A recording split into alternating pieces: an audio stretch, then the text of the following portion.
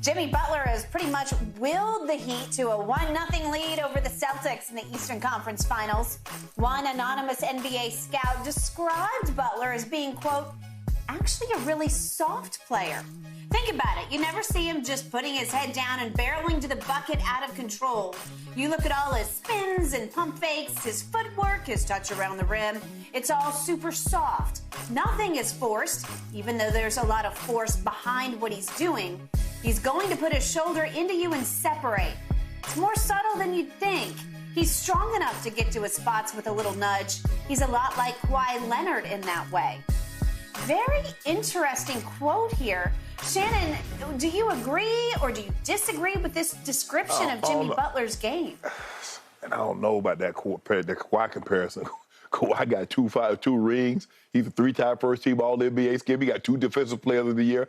I don't know if I'd have went to that comparison. Okay, but you're not buying Jimmy. You're not buying. Skip, in the biggest picture, you're not not fully invested. Is he crafty? Is he bull in China shop? No. Because he is crafty, though. Yes, yes. He's crafty. He knows how to maneuver, Skip. Yeah. He's not overpowering. He's not LeBron. He's not Giannis that can just put his shoulder down and just get to the basket. Okay. He needs to do all of these things, Skip, because look at his build and look at Giannis and LeBron's build. So I've got to find a way to get to maximize my ability through the body that God's given me. Okay. God didn't give him a body that can run over somebody, Skip. I mean, you know, Barry Sanders couldn't be Jerome Bettis. No. He couldn't be Adrian Peterson. God gave him a 5'8" body with shock absorber for knees that he could do side-to-side jump cut playing both feet. Okay. So he used that to the best of his ability. Yes, Jimmy is crafty, Skip. If you look at him with the jump stop and then lean into you and get a foul, and he marches to the free throw line, that's what he does. I don't know what you want to call him. All I know, but whatever he's doing, it works more so in the playoff than it does in the regular season. Right. But maybe you're right. Maybe he saves himself for the playoffs as opposed to the regular season. I did not love this quote from this anonymous scout. Right. I get the whole idea of he doesn't play out of control. Yeah. It's not bull in China shop or China closet. Right. But he plays with forceful finesse. Yes. He plays with incredibly underrated strength and power because he's 6'7". So he's not 6'2". Right. He's 6'7". And the point here is if he just gets you on his hip, well, he's so clever and so creative. He only needs you on his hip. Right. Because it's like the old football expression, when you're even, you're leaving. Correct. Well, when he's even with you, if you're on his hip, he is leaving for the basket because he will figure a way to get the ball into the hoop or himself to the free throw line. Correct. Again, I have never seen anything quite like him, and I don't like the Kawhi comparison because Kawhi is as pure a strong jump shooter as you will ever see. Yeah. Where he creates by sheer force. Yeah. He will bump you off him and go up and make an 18-foot jump shot. Kawhi's mid-range. There ain't a whole lot of guys got a better mid-range. Maybe you talk about KD, maybe you talk about Book, but that's about it, Skip, at the mid-range. Kawhi has none of this clever rim stuff. He doesn't take you to the hole and then try to figure out. Because there's some Jokic going on with Jimmy Butler. Right. He's got all that.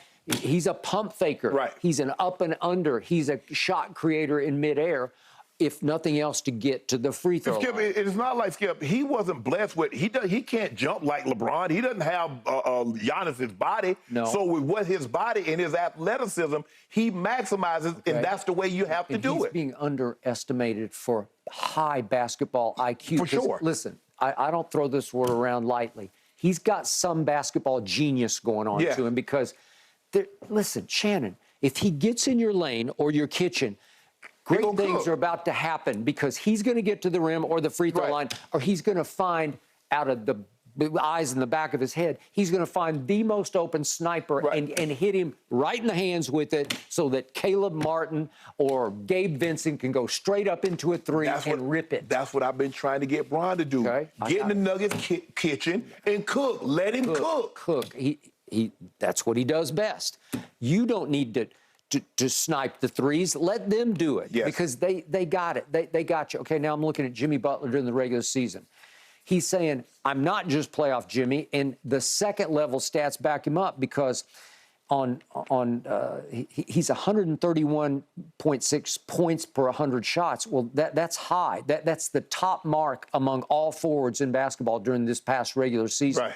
He was top 5 in every advanced stat. He was top 5 in steals. He was 3rd in total clutch points. He was 7th in free throw attempts, just getting to the line among forwards. Right. So you can't take it away from him that he does go into a different mode in the playoffs, but he's playing at a very high advanced level. It's a little subtle, but he's doing it because since 1995, Jimmy Butler is one of just 6 players to record at least 25 points in 10 straight playoff games. And you know who's on that list is Michael and Kobe and Bron and Kevin Durant and Shaquille O'Neal. So he's the 6th player on the list where he's gone 10 straight games of 25 points.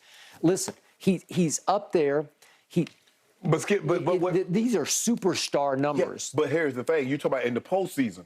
But we don't see 10 straight games in the regular season. We don't do it. Okay. And he didn't even make the All-Star team. But somebody voted him second team All-NBA. All right.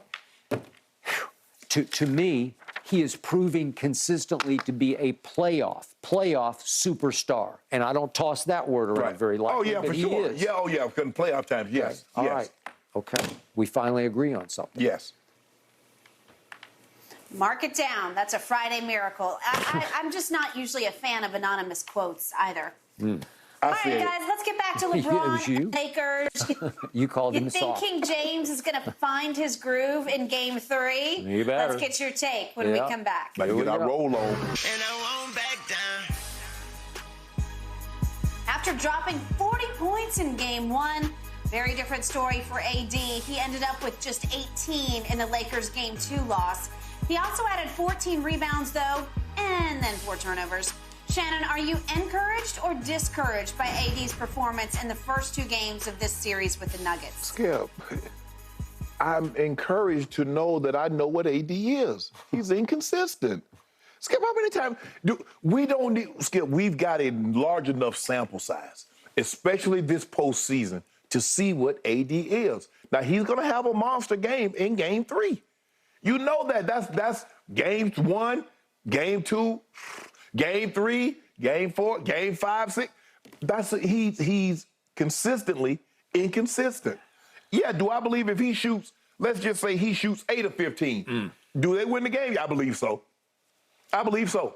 But a lot of the shots he missed, he's at the ones that he made the other night. I mean, it wasn't like he was shooting 20-footers, Skip. He was around the basket all night.